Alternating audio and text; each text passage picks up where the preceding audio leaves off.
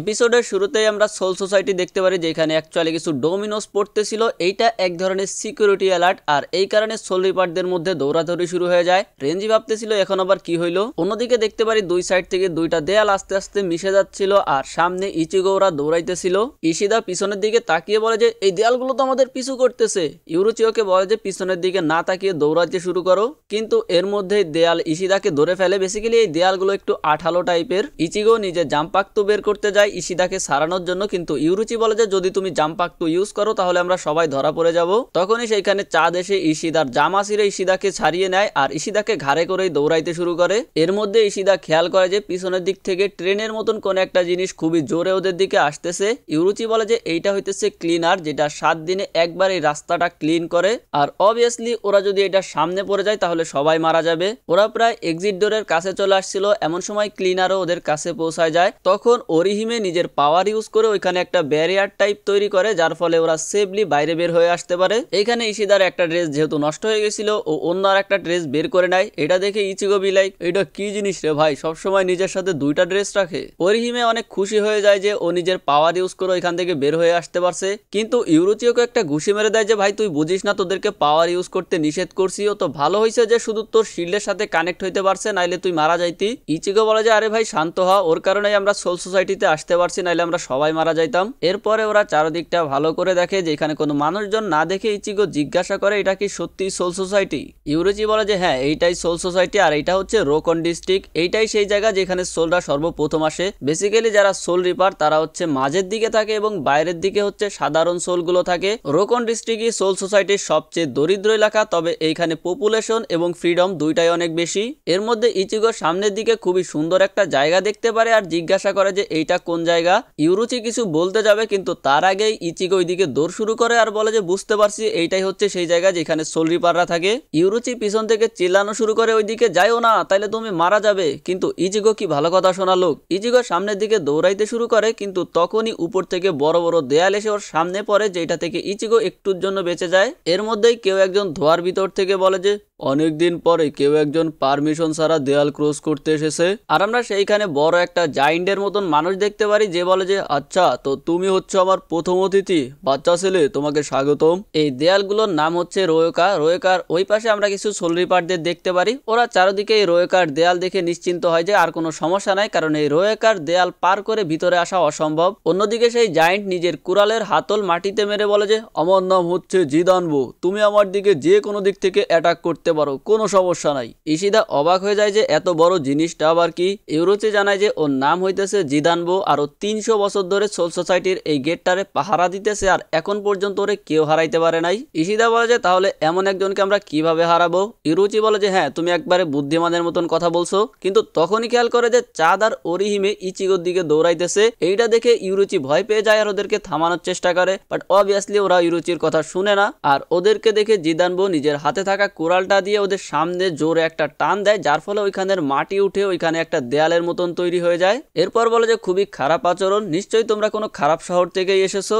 এখন ভালো করে শুনো, আমাদের শহরে আসার 3টা রুলস আছে। প্রথমত বাইরে থেকে আসলে ভালো করে হাত ধুয়ে নিতে হবে, দ্বিতীয়ত মাটিতে পড়ে থাকা খাবার খাওয়া যাবে না, আর 3 নাম্বার হচ্ছে যদি ফাইট করতে চাও তাহলে একজন একজন করে ফাইট করতে হবে। আর আমার প্রথম ক্যান্ডিডেট হলো এই বাচ্চা ছেলেটা, ওর চুলগুলো একটু আলাদা, একেবারে কটন ক্যান্ডির মতন, আমার খুবই ভালো লেগেছে। সো তোমরা অপেক্ষা করো, আমি আগে ওর সঙ্গে ফাইট করব।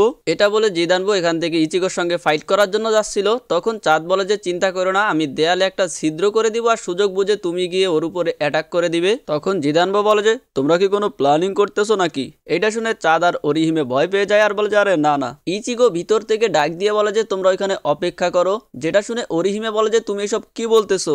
ইচিগো বলে যে চিন্তা করো না, তোমরা জাস্ট ওইখানে অপেক্ষা করো। তখন সেখানে ইশিদা এসে বলে যে আমাদের সবাইকে একসঙ্গে অ্যাটাক করতে হবে। ইচিগো ইশিদাকে খোঁচা মেরে বলে যে ও তার মানে তুমিও আসো। ইশিদা রাগ হয়ে বলে আমি শুরু থেকেই এখানে আসি। চাঁদ ইচিগোকে জিজ্ঞাসা করে তুমি কি এটা করতে পারবে। ইচিগো বলে মনে হয় তো করতে পারবো। এটা শুনে ইশিদা চিল্লানো শুরু করে মনে হয়, তুমি কি বুঝতে পারতেছো না আমরা কেমন সিচুয়েশনে আছি। ইচিগো বলে যে আরে ভাই চিন্তা করিস না, আমি ওকে সামলাইতে পারবো। পারবো। এছাড়া আমার সোল রিপারের পাওয়ার রিস্টোর হয়েছে আর আমি আগের থেকে অনেক পাওয়ারফুল হয়ে গেছি, কারণ আমি টানা 5 দিন উরাহারার সঙ্গে ফাইট করছি।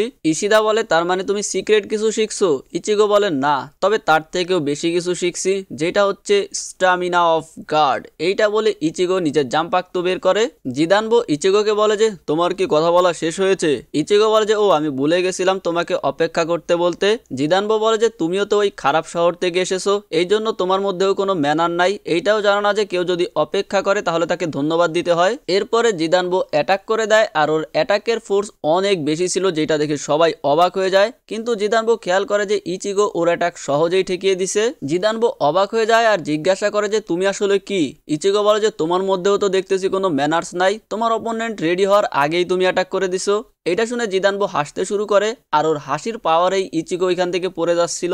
জিদানবো বলে যে তার মানে তুমি মোটামুটি ভালোই পাওয়ারফুল আছো, এতদিন পরে কেউ আমার অ্যাটাক ব্লক করতে পারলো, এইটা খুবই ভালো। তার মানে এখন আমি আমার পুরো শক্তি দিয়ে ফাইট করতে পারবো। তোমার মতন যারা আমাকে পার করতে চেয়েছে তারা সবাই আমার প্রথম অ্যাটাক ঠেকিয়ে দিছে, তবে কেউ আমার দ্বিতীয় অ্যাটাক সামলাইতে পারে নাই। এইটা বলে জিদানবো আবারও অ্যাটাক করে দেয় আর এইবারও ইচিগো সেটা ব্লক করে দেয়। যেটা দেখে জিদানবো বলে যে কি তুমি আমার দ্বিতীয় অ্যাটাকও ঠেকিয়ে দিলে, তাহলে এই নাও। এইটা বলে জিদানবো একের পর এক ইচিগোর উপরে অ্যাটাক করতে থাকে। ইচিগোর পিছনে জিদানবো যে দেয়াল তৈরি করছিল এটার কারণে ভিতরে আসলে কি হচ্ছিল সেটা কেউ দেখতে পাচ্ছিল না, বাট ভিতরে অ্যাটাকের ফোর্স মানে বাইরে যে বাতাস বের হয়ে আসতেছিল এটা দেখে সবাই অনেক ভয় পেয়ে যায়। জিদানবো ইচিগোর উপরে পরপর 9 বার অ্যাটাক করে এবং ফাইনাল অ্যাটাক সাইড থেকে করে, আর এই অ্যাটাকের ফলে ওদের মাঝে যে দেয়াল তৈরি হয়েছিল সেটা ভেঙে যায়। তবে জিদানবো এইটা দেখে অবাক হয়ে যায় যে ইচিগো এখনো দাঁড়ায় আছে।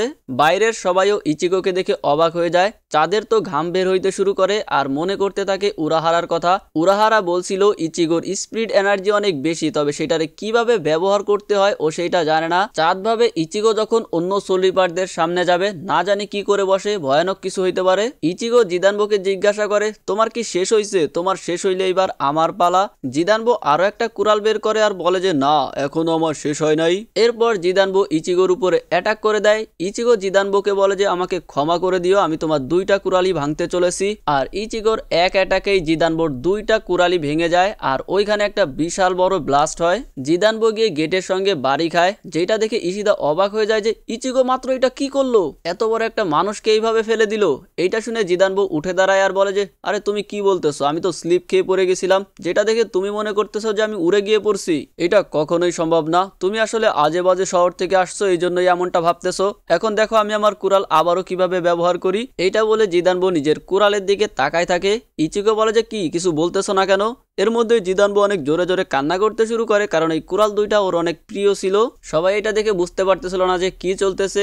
ইচিগো জিদানবোর কাছে মাপ চায় যে আমার আসলে তোমার কুড়াল 2টা ভাঙা উচিত হয় নাই। জিদানবো কান্না করতে করতে বলে যে তুমি আমার শত্রু, তারপরও তুমি আমার কত চিন্তা করো, তুমি আসলেই অনেক ভালো। এরপরে জিদানবো ইচিগোর 2 কাঁধ ধরে বলে যে তোমার মন আসলে অনেক বড়।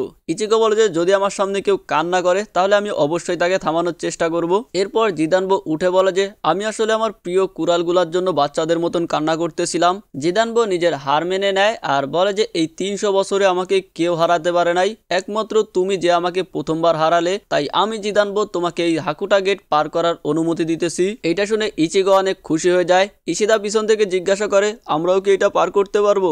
জিদানবো বলে যে অবশ্যই, তোমাদের লিডার আমাকে হারিয়েছে, তাই আমার কোনো অধিকার নাই তোমাদেরকে আটকানোর। ইশিদা বলে নিশ্চয়ই তুমি মজা করতেছো, কুরোসাকি আমাদের লিডার, তোমাকে কে বললো? জিদানবো বলে তার মানে তোমার নাম কুরোসাকি? ইচিগো চিল্লাই বলে হ্যাঁ আমার নাম ইচিগো কুরোসাকি। জিদানবো বলে যে ইচিগো নামটা অনেক সুন্দর, বাট আমি জানি না তুমি গেটের ওই পাশে কেন যেতে চাচ্ছ, তবে সাবধানে থাইকো কারণ সেইখানে সবাই অনেক পাওয়ারফুল।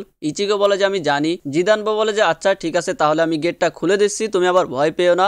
এইটা বলে জিদানবো সেই গেটটা খুলতে শুরু করে, যেটা অ্যাকচুয়ালি অনেক ভারী ছিল, এই জন্য জিদানবোর অনেক কষ্ট হচ্ছিল।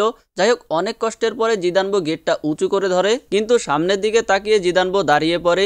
ইচিগো ওর কাছে গিয়ে জিজ্ঞাসা করে যে কি হয়েছে। ইচিগো দেখতে পারে জিদানবো লিটারেলি ভয়ে কাঁপতেছে, কারণ ওর সামনে একজন দাঁড়াইছিল। ইচিগো জিজ্ঞাসা করে এইটা কে? জিদানবো ভয়ে কাঁপতে কাঁপতে বলে যে এ হচ্ছে 3 নাম্বার স্কোয়াডের ক্যাপ্টেন ইচিমারু গিন।